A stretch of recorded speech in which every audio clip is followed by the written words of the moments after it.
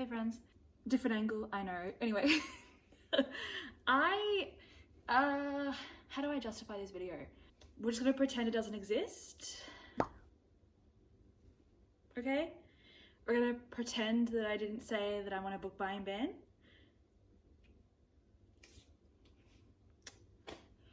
Okay, glad we got that covered.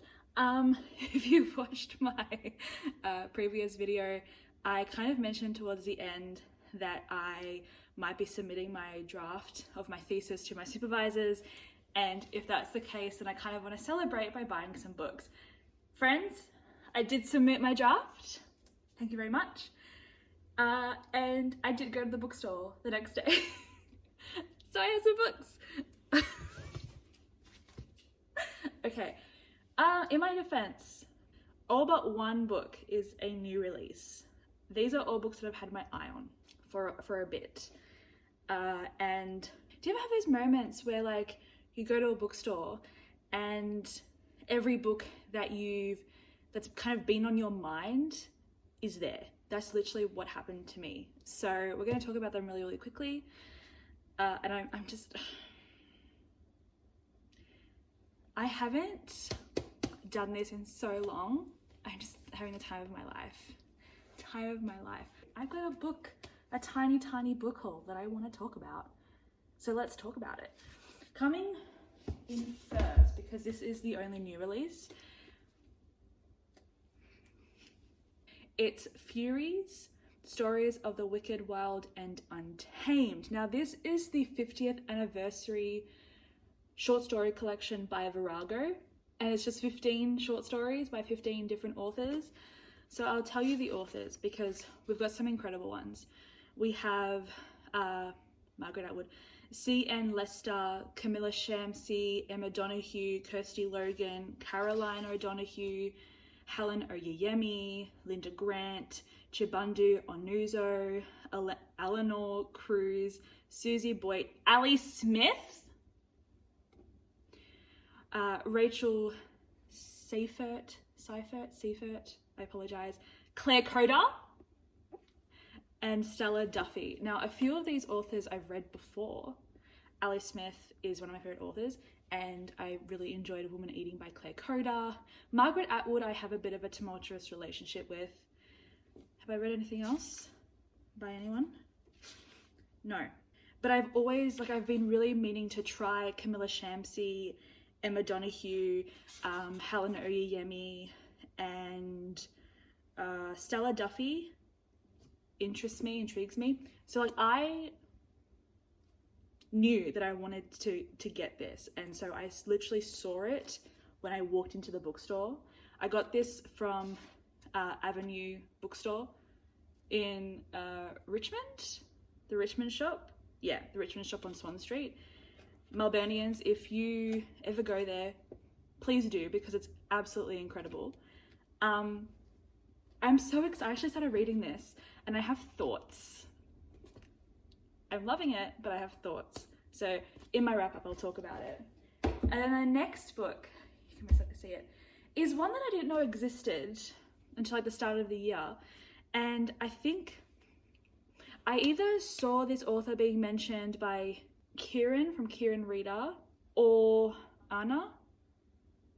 I'll link the video where I saw it mentioned, and it really intrigued me. So I was like, I'm gonna put that on my one to read list. Not really anticipating to pick it up, but I saw it in the store yesterday and I had never seen it in store before. So I picked it up. All Our Yesterdays by Natalia Ginzburg. It's got a bookmark in it because my mum is planning to read this next. This is actually, did I tell you what Furies was about? Oh my God.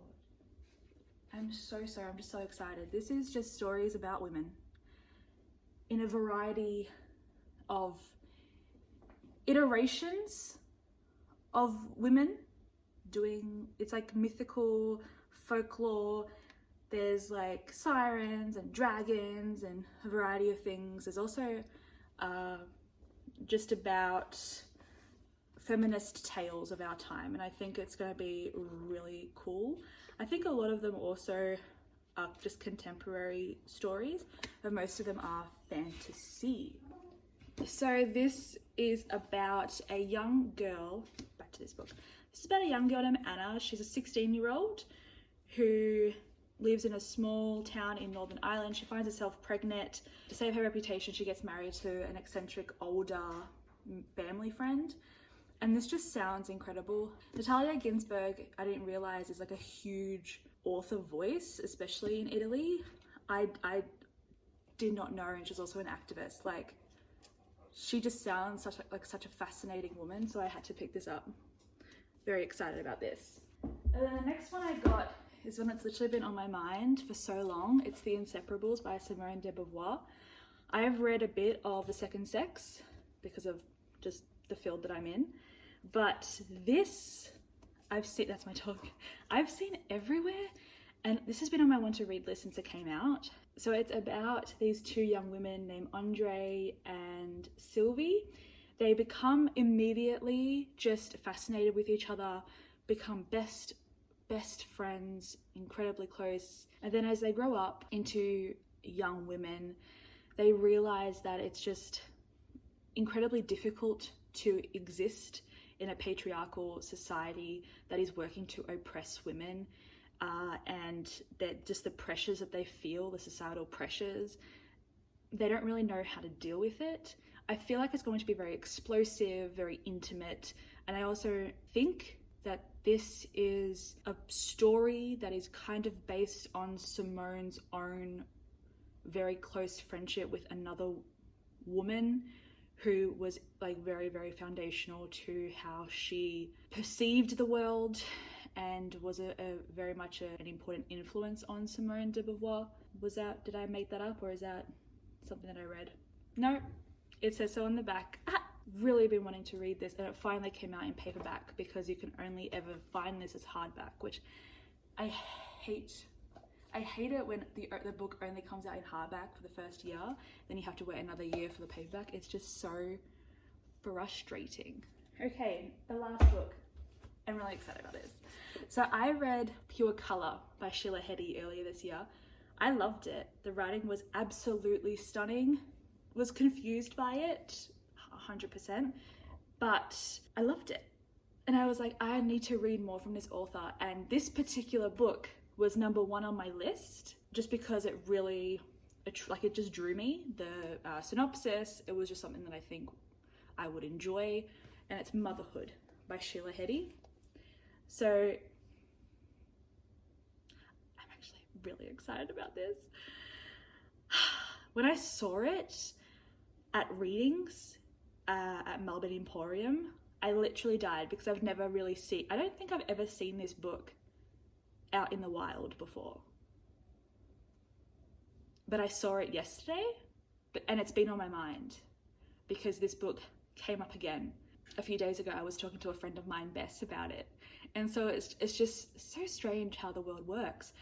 So this is about a woman named, she's unnamed. Our narrator is unnamed. It's about a woman just, being a woman and existing as a woman. But as she's growing older, she's getting a lot of pressure from her family, from friends, about becoming a mother and having a child. I believe that this is, yes. So she then quickly has to consider and reflect on what she wants to do. And over the course of several years, under the influence of her partner, body, family, friends, mysticism, and chance, she struggles to make a moral and meaningful choice. I think this is described by Jenny O'Phil, said that it's an emotionally complex novel about motherhood that isn't about children. Now, I am fascinated by the topic of motherhood, I think as a woman, but also as a daughter and a granddaughter. It's always fascinated me. I've always been very ambivalent towards the idea of being a mother. I'm not really someone who sees that in her future. And I've always been interested in the topic of motherhood and just, I guess, like parenthood overall. But I think maybe specifically when you are a woman and like woman presenting and you have a child or you don't have a child, it's the way that people react is very different. Like, I was being told that I would want to have children when I was like 22 years old by family members. Like, oh, just you wait, you're gonna have them soon. And I'm like, no, I'm not. First of all, I'm a child. Second of all, that's my choice. I don't know if I would want that. And I really enjoy books that deal with this topic in a very nuanced way that understands the complexities and how layered and entangled this can be, because it's not just as easy as one, like it's not black and white. It's a very, very complex space. And I really think that Sheila Heti will be able to do this justice, because Pure Color was just so exceptional in how it depicted certain things, even though it was very metaphorical and it confused me at times.